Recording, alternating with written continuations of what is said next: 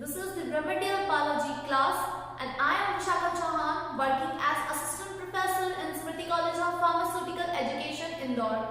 Today's topic is the cardiac cycle and the cardiac output. We have already studied about generation of heartbeat, the working of heart, the working of blood vessels. Now we'll see that कि cardiac cycle कैसे काम करती है, ये cycle कैसे बनती है, and then कि कार्डियक आउटपुट यानी कि जब एक कार्डियक साइकिल कंप्लीट होती है then we will receive the cardiac output, what is it and what is function, है ना.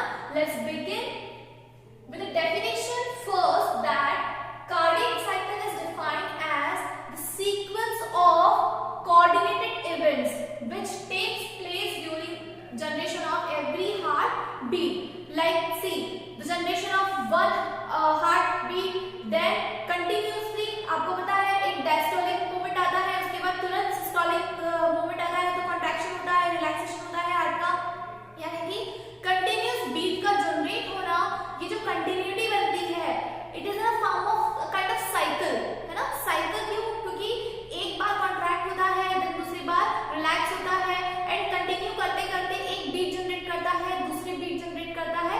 ये जो कंटिन्यूअस हार्ट बीट जनरेट होती है, this is you can say कि ये एक साइकिल का फॉर्म ले लेती है.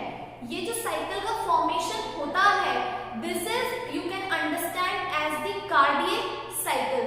Means cardiac is heart.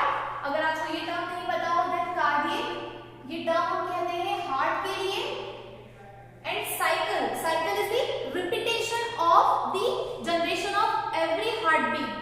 तो अब हम इन दोनों टर्म्स को जोड़ें, cardiac is cycle, cardiac is heart, and heart क्या कर रहा है, हार्ट बीट जनरेट कर रहा है इन अ रिपीटेटिव मैनर. तो ये क्या हो गया, कार्डियक साइकिल हो गया.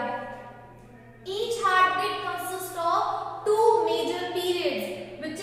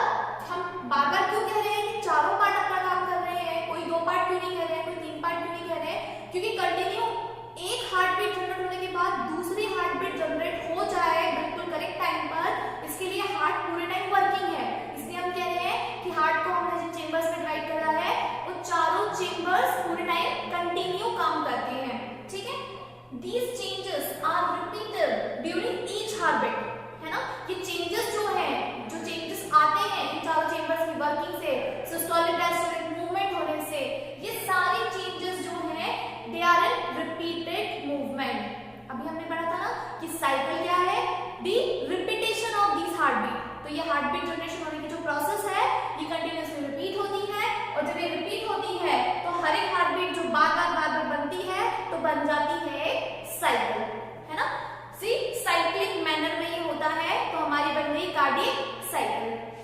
कार्डियक साइकिल आई थिंक बहुत आसान था समझने के लिए, क्योंकि हमने पहले हार्ट पढ़ा, पार्ट्स पढ़े, उसके फंक्शंस पढ़े, उसके बाद हमने अलग अलग ब्लड वेसल्स पढ़ी, अलग अलग जितने भी उसमें फंक्शंस थे उनके वो पढ़े, समझे, जनरेशन ऑफ हार्टबीट देखा, एंड वो प्रोसेस समझने के बाद जनरेशन ऑफ जो कार्डियक साइकिल है या कार्डियक साइकिल कैसे काम करती है वो समझना काफी इजी हो जाता है। तो आप कार्डियक साइकिल की समझने से पहले जरूर एक बार वो वीडियो चेकआउट करें जिसमें हमने जनरेशन ऑफ हार्टबीट पढ़ा था, ठीक है।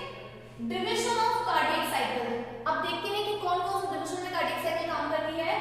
The contraction and relaxation of atria, the contraction and relaxation of the upper part, जहां आर्टरिया था वो पार्ट होता है, तो atrial systole and atrial diastole, ये दो फंक्शन है या ये जो प्रोसेस है वो होती है। And the contraction and relaxation, the contract and relax दोनों काम जब हो रहे हैं इन वेंट्रिकल्स, तो क्या हो गया, the ventricle systole and the ventricle diastole. तो ये छोटे छोटे टर्म्स हैं, बिल्कुल मत भूलना कि सिस्टोल क्या है, डायस्टोल क्या है, कैसे हार्ट में बीट जनरेट करेगी, AV node, SA node, beat या इंपल्स की फॉर्म में वो जनरेट होता है और किस तरीके से काम करता है।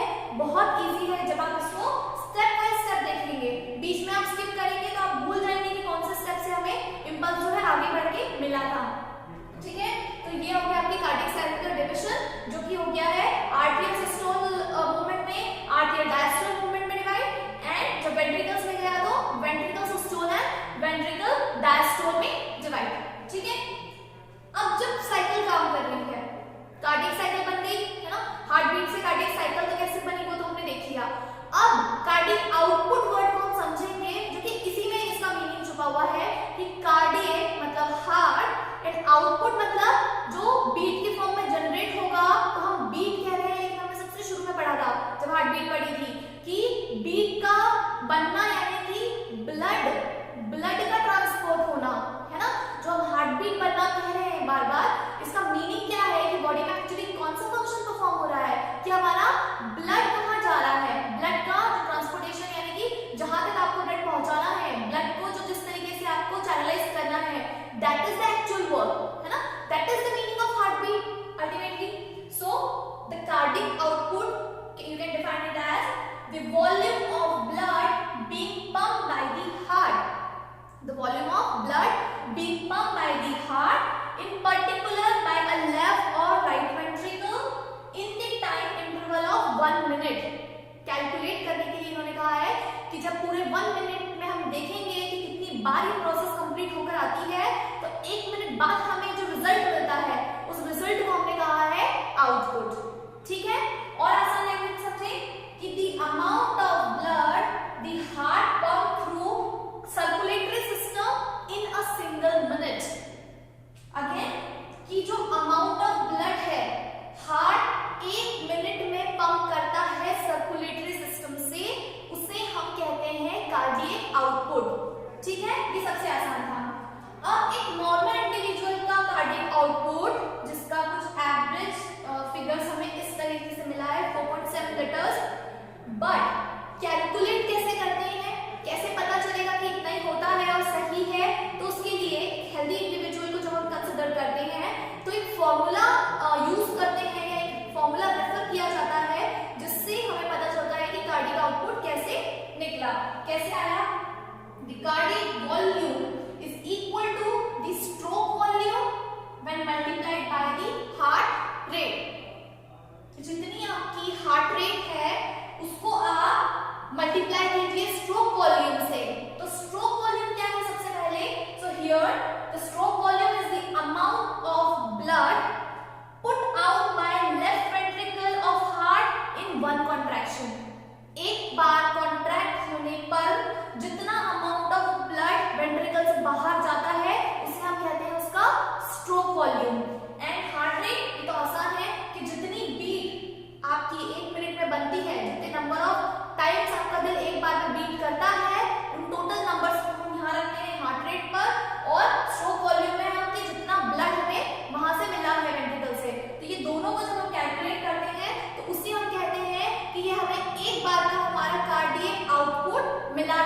हमारी साइकिल जो रन हो रही है उसकी रिजल्ट यानी कि उसके सही चलने का रिजल्ट यही है, या उसका हम कह सकते हैं कि उसके सही चलने के फायदा यही है कि हमें करेक्ट कार्डियक आउटपुट मिल